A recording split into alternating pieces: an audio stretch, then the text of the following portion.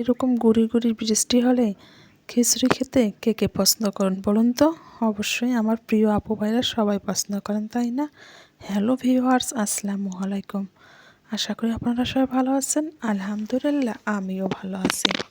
এখন আমি খিচুড়ি রান্না করব। এটা হলো সন্ধ্যাবেলার ব্লগ। দেখুন কতটুকু খিচুড়ি রান্না করতেছি। যেহেতু আমরা দুজন এবং আমার ছেলে, এতটুকু আমাদের হয়ে যাবে এক বেলার জন্য। আমি এখানে কিছুটা চাউল এবং মুসুর ডাল নিয়েছি। এখানে আমি সুন্দরভাবে সমস্ত কিছু একসঙ্গে হাত দিয়ে মাখিয়ে নিয়ে বসিয়ে দিলাম। এখন আমার খিচুড়িটা এদিকে হয়ে যাচ্ছে। আমি এখন আমার যা যা কাজ আছে সম্পূর্ণটা করে নেব। সর্বপ্রথম আমি আগে আমার যে ময়লা কিছু থালা বাসন ছিল সেগুলোই আমি ক্লিন করে নিচ্ছি। রান্না হওয়ার সাথে সাথে এভাবে কাজ করতে কিন্তু আমার অনেকটাই ভালো লাগে। কেননা রান্না তো আর আমাকে বসে করতে হচ্ছে না, আমি রাইস কুকারে বসিয়ে দিয়েছি, ওইদিকে হচ্ছে। আর এদিকে আমার সমস্ত দেখুন থালা বাসন কিন্তু ক্লিন করা হয়ে গেছে। কিন্তু এখন পর্যন্ত আমার খিচুড়িটা হয়নি, যেহেতু ভাবছি রান্নাঘরটা একটু ক্লিন করি। আমাকে এই রান্নাঘরটা দিনে যে কতবার ক্লিন করতে হয় সেটা আমি নিজেও জানি না। কেননা যেহেতু ছোট্ট একটা রান্নাঘর, সবসময় ক্লিন না রাখলে, এলোমেলো রাখলে যেন জায়গায় ধরে না। আর এখানে আমার গ্যাসের চুলা বসা থাকে, দেখুন কত অবস্থা খারাপ। আমি কিন্তু এইভাবে 2 দিন পর পর গ্যাসের চুলাটা সরিয়ে নিয়ে পরিষ্কার করি। আর এমনিতে তো প্রত্যেকটা দিন পরিষ্কার করা হয়ে থাকে। তারপর দেখুন কতটা অপরিষ্কার হয়েছে। এখানে আপনারা 2টা পাথর দেখতে পাচ্ছেন। এই পাথর 2টা কী করি আমি শেষের দিকে বলে দেব। এখন আমি সুন্দরভাবে রান্নাঘরটা ক্লিন করে নিচ্ছি। যে কোনো জিনিস সুন্দরভাবে ক্লিন করে রাখলে দেখলে ভালো লাগে, মনটাও ভালো হয়ে যায়, তাই না?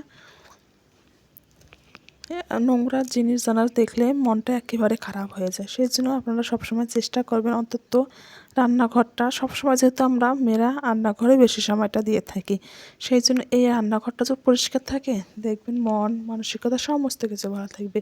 কাজের যে একটা এনার্জি সেটাও কিন্তু চলে আসবে। এই চুলাটা কিন্তু আমার অনেক বছর হয়ে গেছে, অনেকটাই নষ্ট হয়ে গেছে, কিন্তু কি করব, এখন তো আর ফেলে দেবো না, সেই জন্য আমি এটাতে এখনও কাজ চালিয়ে নিচ্ছি। একটা চুলা ঠিক আছে, আর একটা চুলায় কিন্তু আলোটা একটু কমিয়ে গেছে। আমি একবার ঠিক করে নিয়েছিলাম, কিন্তু তারপর এইভাবে নষ্ট হচ্ছে, সেই জন্য ভাবছি আর ঠিক করব না, যতদিন যায় এভাবে চলে যাক। পিছনের সাইডে যে 2টা বসানোর খুঁড়া থাকে সেগুলো কিন্তু আমার ভেঙে গেছে, সেই জন্য আপনাদের ভাইয়া সাইড থেকে আমাকে এই পাথরগুলো এনে দিয়েছে। দেখুন সুন্দরভাবে বসিয়ে দিলাম। আর আমি যদি পাথরগুলো না দিই, পিছন পাশে যেন বাঁকা হয়ে থাকে, দেখতে মানে খারাপ লাগে, সেই জন্য আমি এই পাথরগুলো সুন্দরভাবে দিই, সুন্দর দেখা যায়। দেখুন আমার রান্নাঘরটা কিন্তু অলরেডি ক্লিন করা হয়ে যাচ্ছে। এদিকে আমার ছোট্ট রেকটা, এটাতে কিন্তু আমি অনেক কিছু রেখে দেই, এটাও অনেকটাই নোংরা হয়ে গেছে, এটাও আমি এখন সুন্দরভাবে ক্লিন করব। কথা বলতে বলতে আমার প্রিয় আপু এবং ভাইয়ারা যারা এখন পর্যন্ত আমার ভিডিওর সঙ্গে আছেন, তারা প্লিজ একটা লাইক করে দেবেন। চাইলে আমার চ্যানেলটা সাবস্ক্রাইবার করে রেখে দিতে পারেন। অলরেডি যারা এই কাজটি করেছেন তাদেরকে অসংখ্য অসংখ্য ধন্যবাদ। যে কোনো কাজ আমাদের কাছে অবশ্যই বড় মনে হয় যে এটা কখন শেষ হবে, এতগুলো কাজ, কিন্তু যখন আপনারা দেখবেন কাজগুলো করতে এসেছেন, অটোমেটিক কিন্তু খুবই তাড়াতাড়ি কাজগুলো করা হয়ে যাবে। আর যে কোনো কাজ জমিয়ে রাখলে কিন্তু একদিনে কিন্তু অনেক হয়ে যায়।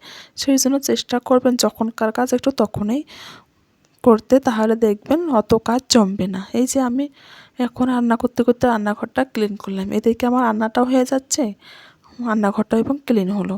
আমি যদি এটা ফেলে রাখতাম যে রান্নাবান্না করব তারপর পরিষ্কার করব, তাহলে যে মনের একটা হ্যাঁসকারি ধরে যেত যে রান্নাবান্না করে খাওয়া দাওয়া করলে কিন্তু আর কাজে সেভাবে এনার্জি থাকে না। সেই জন্য আমার রান্নাটা এদিকে কমপ্লিট হচ্ছে। দেখুন আমার রান্নাঘর, গ্যাসের চুলা সমস্ত কিছু কিন্তু সুন্দরভাবে ক্লিন করা হয়ে গেল। এরকম গুঁড়ি গুঁড়ি বৃষ্টির দিন কিন্তু খিচুড়ি খেতে অনেকটাই ভালো লাগে, তাই না? ঠান্ডা ঠান্ডা আবহাওয়া, খিচুড়ি, তার সঙ্গে একটু ডিম ভাজি, বেগুন ভাজি হলে তো জমে যায়। আমিও করব, কিন্তু এখন করব না, যেহেতু আমাদের খাওয়ার একটু দেরি আছে। আমি খাওয়ার আগ মুহূর্তে একটু ডিম এবং একটু বেগুন ভাজি করে নেব, গরমে গরমে যাতে খাওয়া যায়। এদিকে আমার সমস্ত কিছু কমপ্লিট অলরেডি। এই বেসিনটা কিন্তু অবস্থা আমার প্রচণ্ড খারাপ, একটু তো ভালো হয়েছে, যখন আমরা এই বাসায় এসেছি তখন এটা এতটা পরিমাণ নালচে ছিল যা বলার মতো না। কিন্তু আমি প্রত্যেকদিন এভাবে পরিষ্কার করতে করতে একটু ভালো হয়েছে। আর আমি আগের বাসায় যে মেশিনটা ছিল সেটা কিন্তু অনেকটাই সুন্দর ছিল। আমি যখন পরিষ্কার করতাম দেখতে কিন্তু অনেক ভালো ছিল। যেহেতু এটা ভাড়া বাসা, আমাদের নিজেদের বাসা না, একেকজন তো একেক রকমভাবে ব্যবহার করে থাকে, সেটা বলা যাবে না। খোদা হাফেজ।